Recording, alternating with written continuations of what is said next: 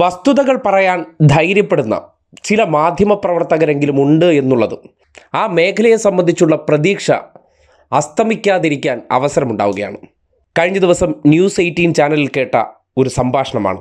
പൊതുവേദി എന്ന പരിപാടിയിൽ ക്ഷേത്രങ്ങളിലെ മേൽവസ്ത്രം മാറ്റുന്നതുമായി ബന്ധപ്പെട്ടുള്ള ചർച്ചയ്ക്ക് വിളിച്ചപ്പോൾ ചില മുഴുത്ത വർഗീയവാദികൾ ഈ വിഷയത്തെ വളച്ചൊടിച്ച് മറ്റ് മതങ്ങളുമായി കണക്ട് ചെയ്ത് ന്യായീകരിക്കാൻ പരിശ്രമിക്കുന്നതിനെ അവതാരകൻ പൊളിച്ചടുക്കുന്നത് കേട്ടു.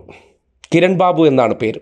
ഈ കാലഘട്ടത്തിലും എന്താണ് പുരോഗമനപരമായ ആശയമെന്നും അതിൻ്റെ മെറിറ്റ് മനസ്സിലാക്കി അതിനെ പിന്താങ്ങേണ്ടത് കാലത്തിൻ്റെ ആവശ്യമാണെന്ന് തിരിച്ചറിയുന്ന മാധ്യമപ്രവർത്തകൻ എന്ന് പറയേണ്ടി വരികയാണ്. ആ സംഭാഷണം കേട്ട് തിരിച്ചുള്ള ചോദ്യങ്ങൾക്കൊന്നും യാതൊരു ഉത്തരവുമില്ല. കുറേ സംഘി വാട്സപ്പ് ഗ്രൂപ്പുകളിൽ നിന്ന് അയച്ചു കൊടുക്കുന്ന വാചകങ്ങളെടുത്ത് വ്രണപ്പെട്ട് പൊട്ടിയൊലിച്ച് പിണറായി വിജയനെ പുലഭ്യം പറഞ്ഞാൽ സമാധാനം കിട്ടും പോലെയാണ്. ആ രീതിയിലുള്ള വർത്തമാനത്തെയാണ് തിരിച്ചുള്ള ചോദ്യങ്ങളിലൂടെയും തിരിച്ചുള്ള മറുപടികളിലൂടെയും വായടപ്പിച്ചു വിടുന്നൊരു കാഴ്ച ഈ അടുത്ത കാലത്ത് മാധ്യമപ്രവർത്തന മേഖലയിൽ നിന്ന് കണ്ട ഏറ്റവും മികച്ചൊരു പ്രതികരണമായിട്ട് തന്നെ ഇതിനെ കാണാൻ കഴിയും. എന്താണ് ഇതിൽ പറയാനുള്ളത്? എല്ലാ ദിവസവും അമ്പലങ്ങളിൽ പോണ വിശ്വാസികളായിട്ടുള്ള ആൾക്കാർക്ക് ഇതിലൊരു കുഴപ്പമില്ല.